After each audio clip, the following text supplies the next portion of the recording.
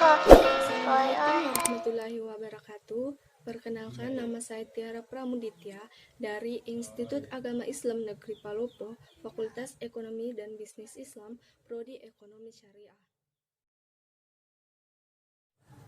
Pada kesempatan kali ini, saya akan menjelaskan materi tentang fungsi perencanaan. Perencanaan yang baik adalah ketika apa yang dirumuskan dapat direalisasikan dan mencapai tujuan yang diharapkan. George Arteri menyatakan bahwa untuk mengetahui apakah perencanaan itu baik atau tidak, dapat dijawab melalui pertanyaan-pertanyaan dasar mengenai perencanaan, yaitu 5W tambah 1H. What, why, where, when, what, dan how.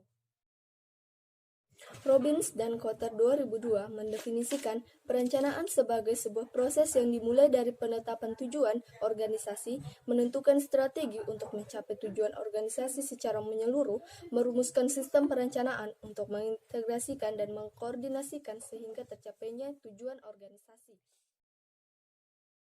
Robbins dan Kotter 2002 menjelaskan bahwa terdapat kurang lebih 4 fungsi perencanaan. Yang pertama, perencanaan sebagai pengarah, perencanaan sebagai minimalisasi kepastian, perencanaan sebagai minimalisasi pemrosesan sumber daya, perencanaan sebagai penetapan standar dalam pengawasan kualitas.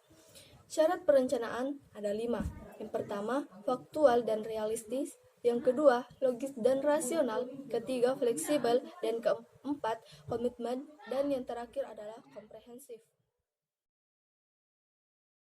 Hierarki perencanaan. Yang pertama, purpose dan mission.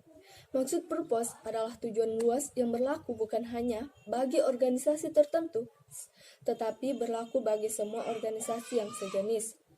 Misi atau mission suatu organisasi dari organisasi lain yang sejenis.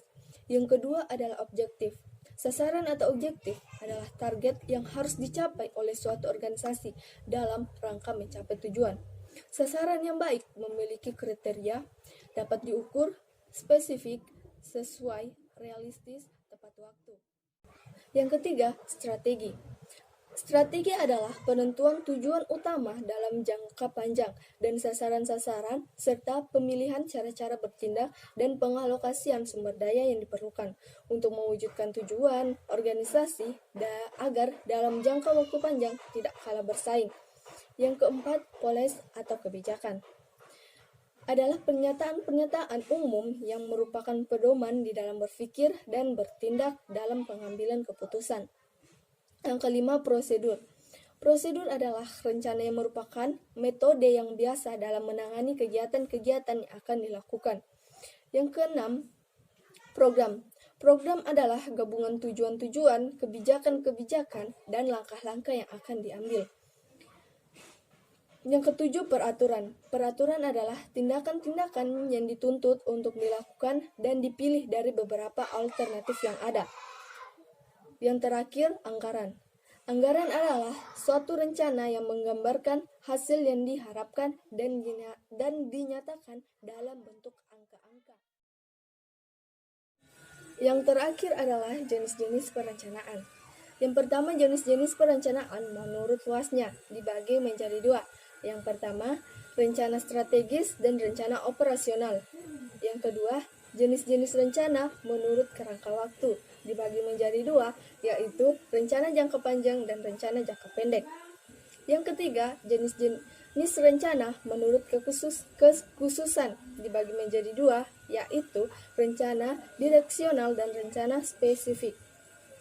Yang terakhir, jenis-jenis rencana menurut frekuensi penggunaan. Ada 2, rencana sekali pakai dan rencana yang berkesinambungan. Demikian pemaparan tentang fungsi perencanaan yang dapat saya sampaikan. Semoga dapat bermanfaat bagi teman-teman sekalian. Wassalamualaikum warahmatullahi wabarakatuh.